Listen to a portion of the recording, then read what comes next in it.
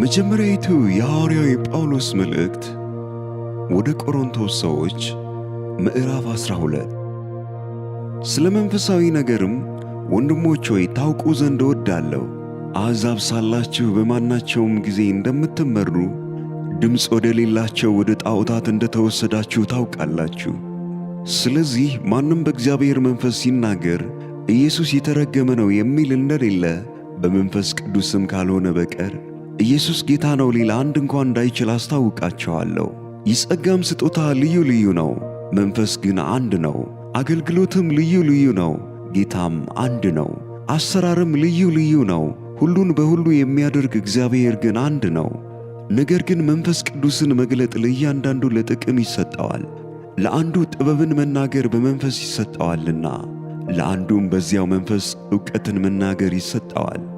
ለአንዱም በዚያው መንፈስ እምነት፣ ለአንዱም በአንዱ መንፈስ የመፈወስ ስጦታ፣ ለአንዱም ተአምራትን ማድረግ፣ ለአንዱም ትንቢት መናገር፣ ለአንዱም መናፍስትን መለየት፣ ለአንዱም በልዩ ዓይነት ልሳን መናገር፣ ለአንዱም በልሳኖች የተነገረውን መተርጎም ይሰጠዋል።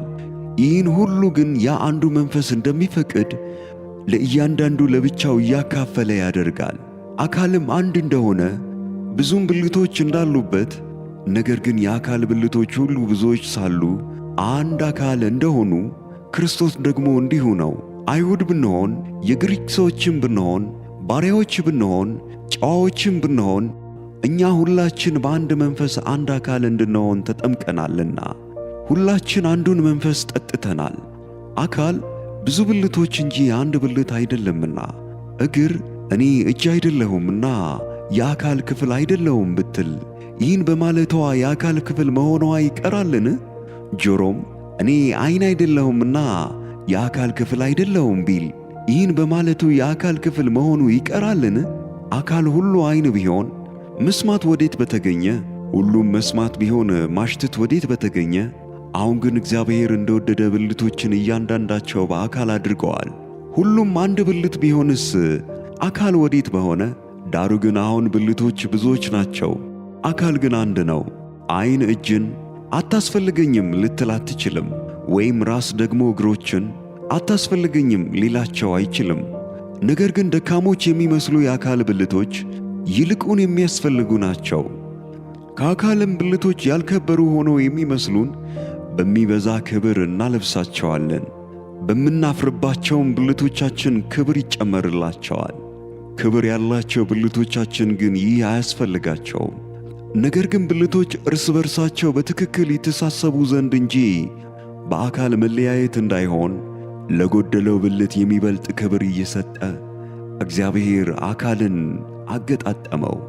አንድም ብልት ቢሳቀይ ብልቶች ሁሉ ከእርሱ ጋር ይሳቀያሉ። አንድ ብልትም ቢከበር ብልቶች ሁሉ ከእርሱ ጋር ደስ ይላቸዋል። እናንተም የክርስቶስ አካል ናችሁ፣ እያንዳንዳችሁም ብልቶች ናችሁ። እግዚአብሔርም በቤተ ክርስቲያን አንዳንዶቹን አስቀድሞም ሐዋርያትን፣ ሁለተኛም ነቢያትን፣ ሦስተኛም አስተማሪዎችን፣ ቀጥሎም ተአምራት ማድረግን፣ ቀጥሎም የመፈወስን ስጦታ፣ እርዳታንም፣ አገዛዝንም፣ የልዩ ልዩ ዓይነት ልሳኖችንም አድርገዋል።